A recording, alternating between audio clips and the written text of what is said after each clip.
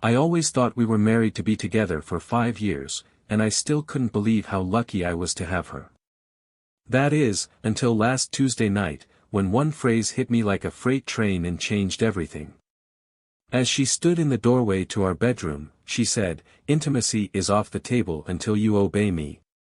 Her voice was eerily calm. At first, I laughed because I thought it was a weird joke or maybe an idea for a role play. I quickly knew she wasn't telling me the truth by the look in her eyes. It began with a small matter. I said yes to a dinner request with college friends without telling her first. To be fair, we've never had to fill out permission slips for simple social events before. But it looks like this crossed an imaginary line that I didn't know existed. I tried to calm them down by saying, "You're acting like I did something wrong. It's just dinner with my friends." She put her arms across her chest and leaned against the door. "It's not about the dinner. It's about listening to what I have to say and making choices that touch both of us." She hadn't been unhappy with my freedom before, but this was the first time she used our closeness against us. I broke down in some way. All at once, I realized that our relationship had turned into a battle for power. "That means you're holding back love to control me?" My voice was barely above a whisper as I asked. With a small shrug, she responded, "I like to think of it as setting limits. Once you start telling me about your plans before you make them, we can get back to normal as a married couple." The careless way she made this demand made my blood run cold. I remembered how slightly upset she was when I decided to spend time with my family instead of just her. The passive-aggressive things she said when I did things she didn't like. She slowly cut me off from people she thought were bad influences, which meant anyone who encouraged me to stay true to myself. I slept on the couch that night. I didn't stay there because she sent me there. I couldn't stand being near someone who thought love was a deal. Memories came back to me as I looked at the ceiling. How she'd mentally pull away from me whenever I didn't do what she wanted. How she would keep quiet until I apologized for things she thought I did wrong. I became more and more horrified as I understood that this ultimatum wasn't new. It was just the first time she had said it in a clear way. She had been teaching me for years to put her approval ahead of everything else, even my own wants and happiness. The next morning, I did the usual things we do together: coffee, food, and a quick kiss goodbye. But all the while, my mind was full of questions. Why didn't I see this pattern before? How much of myself had I already given up? And most importantly, did this relationship deserve to be saved? Though I didn't do it because she asked me to, I called my friend to cancel the dinner plans. I needed some time to think. When I told her I wasn't going out that night, her happy smile made my stomach turn. She thought my retreat meant I gave up. She ran her hand over my shoulder and said, "See, that wasn't so hard. Things go better for both of us when you think about how I feel." I gave an unfocused nod, already making plans. To mess with our marriage, she would quickly learn that I wasn't as easy to get along with as she thought I was. You can only push someone so far before they stop going backwards and start pushing you. She had no idea that her threat had not scared me into giving in. It brought out my self-respect, which I had pushed down for too long. She didn't know how the table she thought she was in charge would be turned over. Over the next few days, I joined in with her game and carefully watched how she behaved with fresh eyes. Patterns I hadn't been able to see before became very clear, like finally putting on glasses after years of squinting. That night at dinner, I casually brought up a work job that might need weekend hours. Her response was quick and showed a lot. "I don't think you could be thinking that," she said, carefully setting down her fork. "We spend the weekends together all the time. It's now our time." I told her that the bonus would help our holiday fund and carefully watched her answer. She said, "Money isn't everything," and her voice softened into that convincing tone that I now knew was an attempt to trick me. What's the point of a holiday if we can't connect with each other? Before I woke up, I would have backed down right away and said I was sorry for even thinking about messing up our schedule. I just nodded and changed the subject, but I couldn't help but think about how cleverly she turned my job advancement into a betrayal of our relationship. Later that night, I looked for proof of this trend in old texts and emails that we had sent each other. It bothered me that people were trying to keep me from interacting with outside influences, saying that my mother was too involved in our lives, criticizing friends who supported my freedom, and giving me headaches whenever I planned activities that she couldn't control. Early the next morning, I called my best friend, whom I hadn't talked to in months because she thought he was rude to my husband. He said with real worry in his voice, "Man, I was starting to think you'd fallen off the planet. Is everything okay?"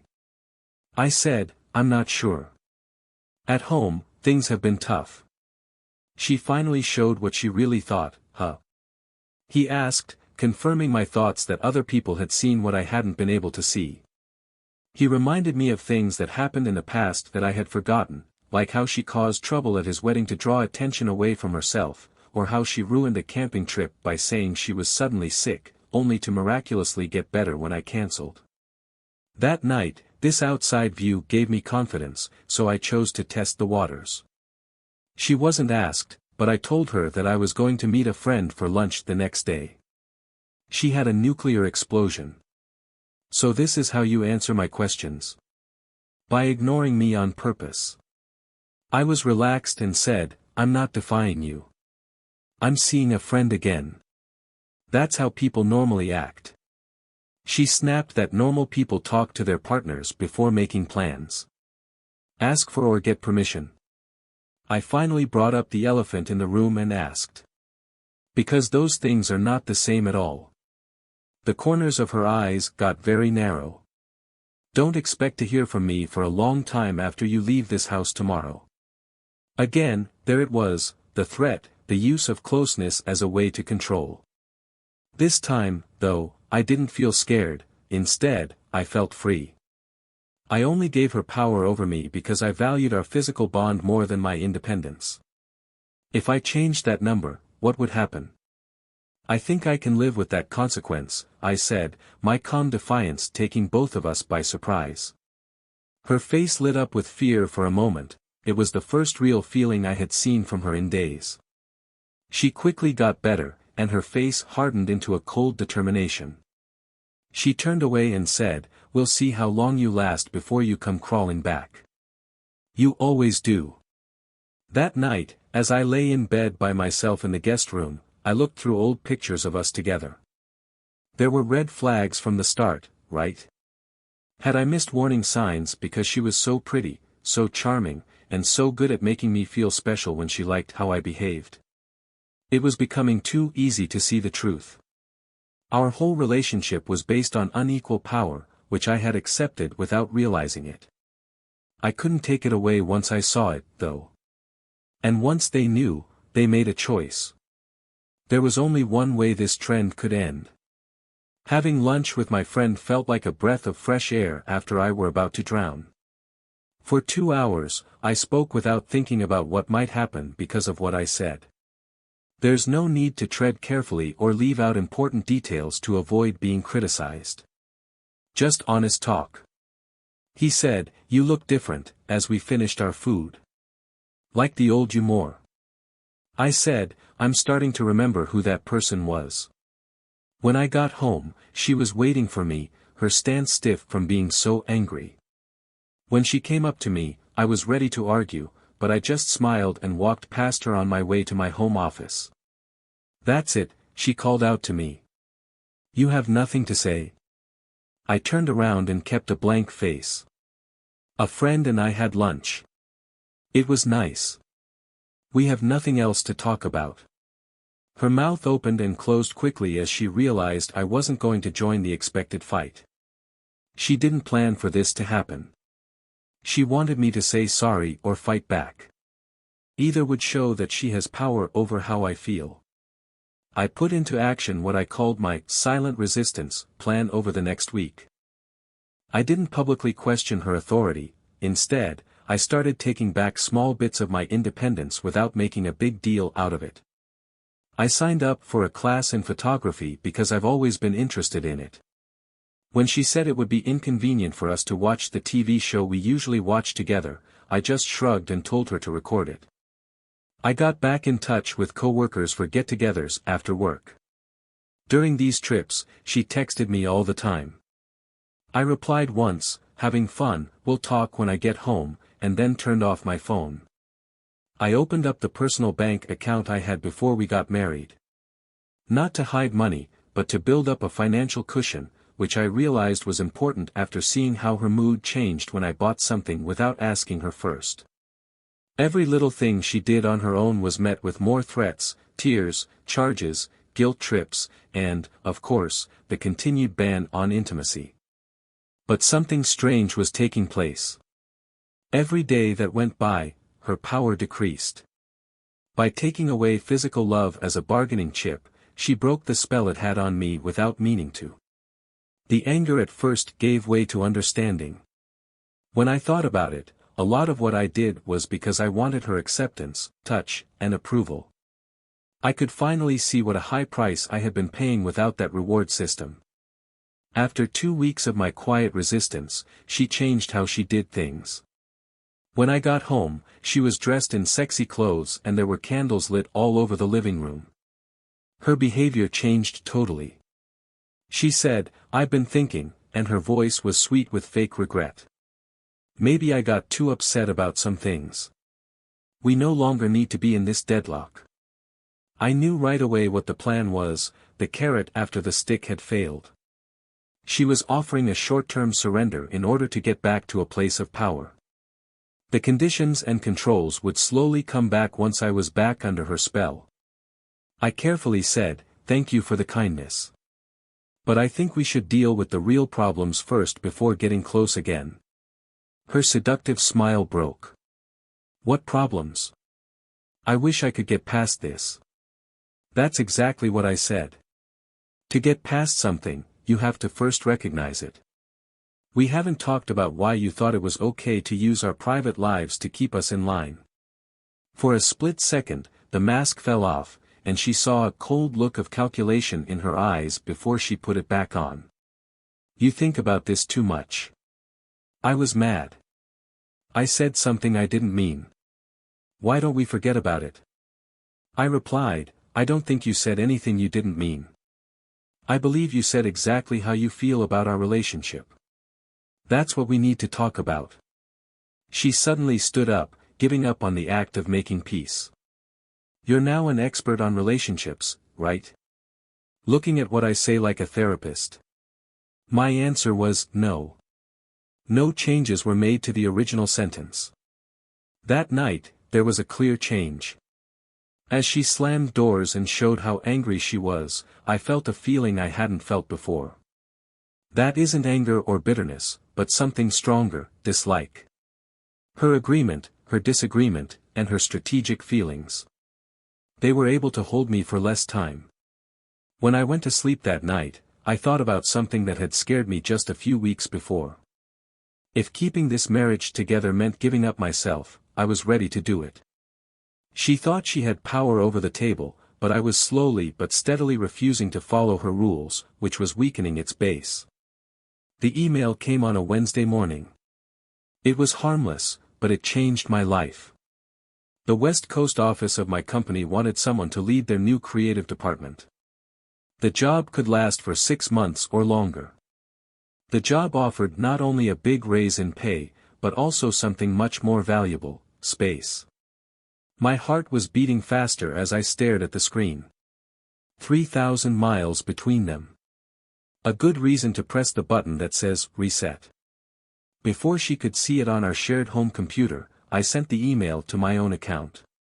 That night, I told her in passing that something interesting had happened at work and carefully watched how she responded. I said between bites of food that the company is adding more creative people to the team. Perhaps there is a chance to move up.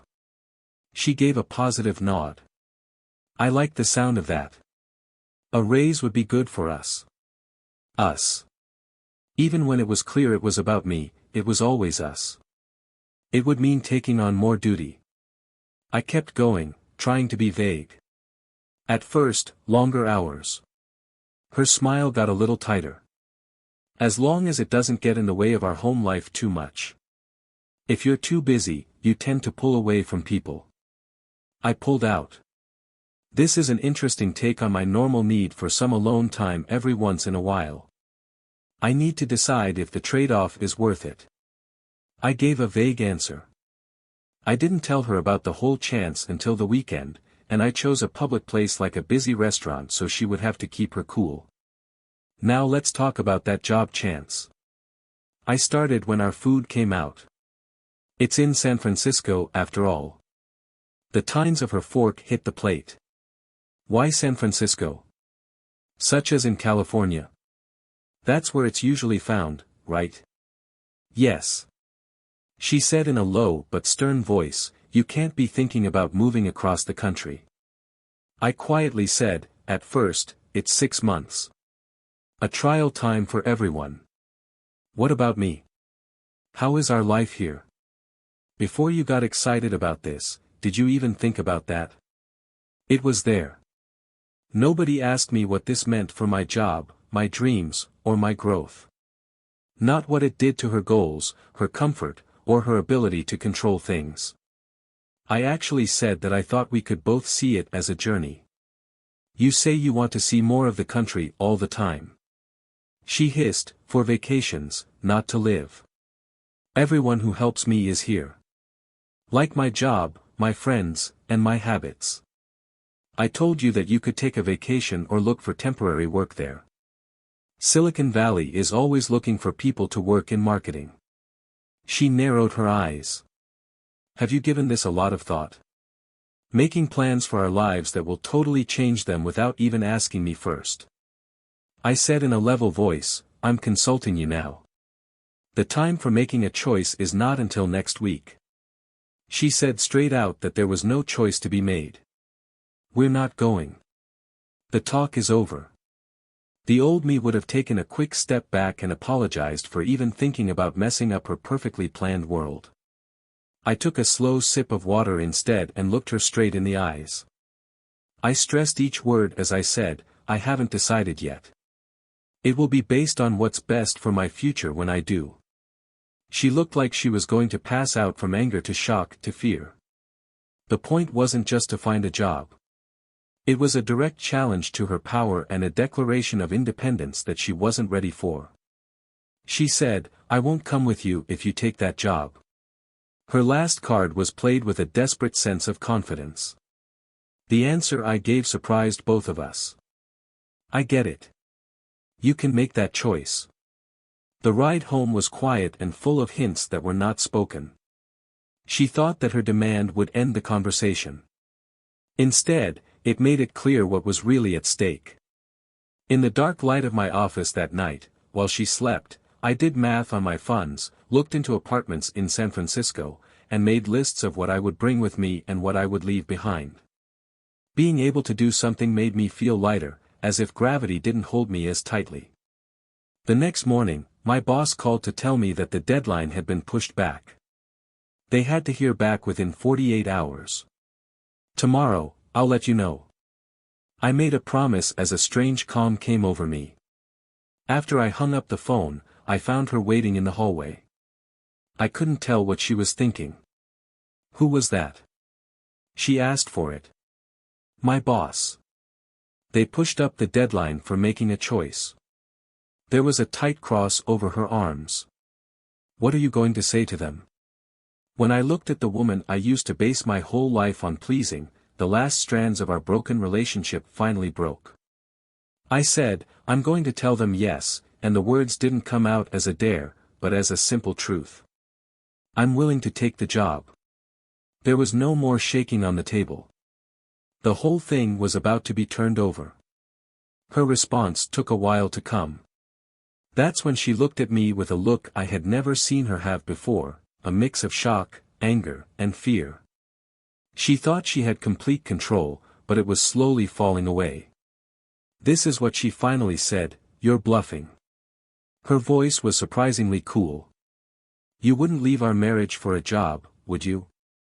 I told them, I'm not throwing anything away. I'm taking up a job chance. That's not my business if that ends our marriage. The way she laughed was rough and broke.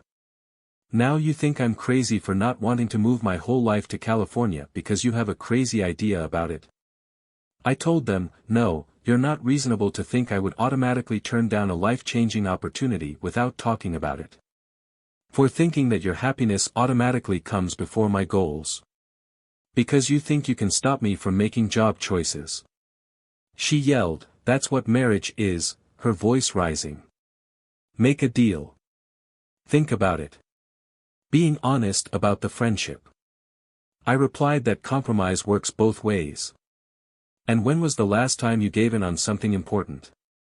When did you put my wants and needs before your own? It looked like I hit her because she backed away. I've given up everything for this friendship. I asked, name one thing. What is one big adjustment you've made that wasn't really about keeping things the way you like them? The fact that she didn't say anything was more telling than any answer. She moved around the living room, adjusting how she was going to act. Let's calm down, she finally said, changing the tone of her voice to be more friendly. Both of us say things we don't mean. Let's step back and talk about this in a sensible way tomorrow. She always did this, she would wait, calm down, and then change the subject once everyone was calm. But I was done with relationship chess that was clever. I said strongly, there's nothing else to talk about. I've made up my mind. Next month, I'll be living in San Francisco. You can join me if you want to. That's your choice to make. Her voice dropped to a dangerous whisper as she said, if you do this. It's too late to turn back now. You get that, right? I said yes. Yes, I totally get it. You still want this job more than I do. Over everything we've made. That description, that I was picking work over her, made it clear what was wrong with our relationship as a whole. Any choice that didn't put her first was a failure in her eyes. I made it clear that I was picking myself. Most likely for the first time since we met. Then something in her snapped. A crystal vase that was a wedding gift was the closest thing she could find. She threw it against the wall. She yelled, you selfish jerk. After all the things I've done for you, I stood still and didn't join the chaos she was making. Also, this was known. She created a disaster to take attention away from the real problem and make herself look like the victim. She went on, tears streaming down her face, I've managed your life. You're better now than you were before I changed you. Without me, you would still be that aimless, weak boy I found. In those few words, she told the truth more than she had in years of carefully planned lies. It wasn't her goal to have a partner. She wanted a job, something to hold, and proof that she was important. I said in a quiet voice, thank you for being honest. That makes a lot of sense. My cool response made her even more angry. She stomped into the dining room and flipped our real table over, breaking plates and glasses all over the floor. She screamed there. Did that meet your needs? Turn the tables. Everything was ruined. I felt a strange sense of peace as I looked at the broken china and furniture that showed how slowly she was losing control. I said that things need to break sometimes in order to be fixed properly. I went past her on my way to our bedroom and started to pack my bags. She kept going, switching between threats, pleas, promises, and charges. I kept carefully going through my things and separating what I needed right away from what could wait. Where are you going? As I ziplocked the bag shut, she asked. I said, hotel for tonight. I'll figure out what to do with the rest of my stuff later. She blocked my way and said, you walk out that door, and I'll change the locks. I pointed out that would make it easy to explain why you should break the lease. But it's up to you. As I got closer to the door, she used her last frantic move. She fell to her knees, crying and grabbing at my clothes. She begged with a broken voice, please. I'll do anything. We can get through this. I am going to therapy. I'll feel better. I paused for a moment because old patterns of responsibility were pulling at me. Then I gently took her hands off of mine. I really meant it when I said, I hope you get help. Not for me, though. For yourself. It felt so damn light to be free when I walked out the door with nothing but a bag. 6 months flew by as I tried new things. San Francisco welcomed me with its foggy mornings and lively energy, which were very different from the dull routine I had left behind. The view from my small apartment of the bay still took my breath away. It was the first place I felt truly mine in years. After she realized she couldn't trick me into going back, the divorce process was fairly easy. A lot of the furniture was taken by her. I got my freedom. A fair trade. I was challenged in ways I had forgotten were possible in my new job. Thoughts were easily shared without the constant internal editor worrying about whether they would be okay at home. People I worked with became my friends and only knew me as I was now. Feeling sure. Worked. Free from the unseen chains that had been holding me back for so long. I sat on my small balcony one particularly warm evening and watched the sky turn amber and rose as the sun went down. A text message from my mom rang on my phone. Son, I'm proud of you. You sound good again. Good luck. What a simple word for the complicated change I'd been through. It wasn't just being happy. It was true to life. Being in charge of my own life. The quiet honor of making decisions without thinking about how they will affect you emotionally. The doorbell rang, which stopped me from thinking. A delivery. The last box of things she agreed to send after first saying she would destroy everything I had left behind. I put it in the corner unread because I wasn't ready to face the pieces of my old life yet. Later that night, I finally gave in to my interest. I cut the tape off and started going through the things inside. Books. Winter clothes. The watch that my grandfather gave me. A framed picture of us on our wedding day is at the bottom, wrapped in tissue paper. Looking for clues about what was to come, I looked at our faces. Now I get it. She didn't look happy, she looked victorious. And there was a hint of doubt in my smile, as if some part of me already knew what deal I was making. I put the picture down and grabbed the last thing in the box, a letter written by her. I opened it even though I knew I shouldn't have.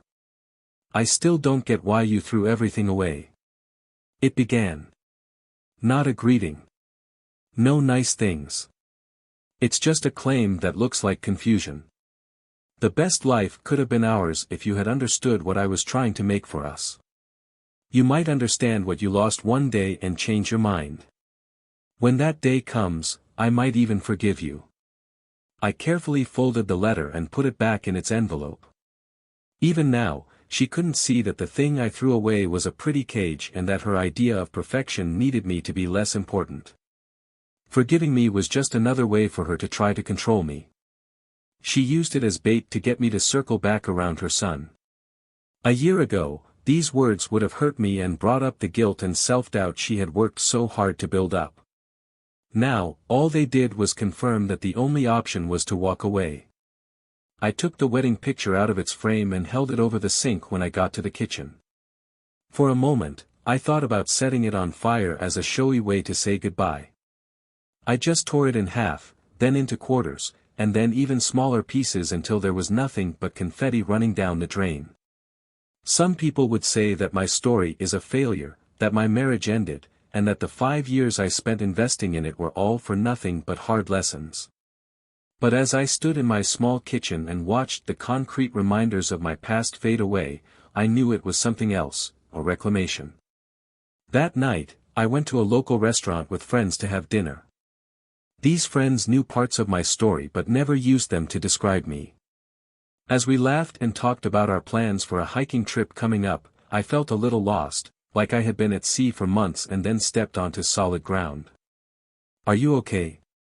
asked the woman sitting next to me when she saw that I wasn't there for long. Being honest, I said, "Better than okay. I was just realizing something." What I understood was simple but deep. Closeness, real closeness, wasn't something that could be used as a bargaining chip. It wasn't something that could be given as a reward for good behavior or taken away as a punishment. Respect for each other and the freedom to be yourself at all times led to real closeness. My ex-wife told me I couldn't be intimate until I did what she said. To answer your question, I hadn't just turned that table over.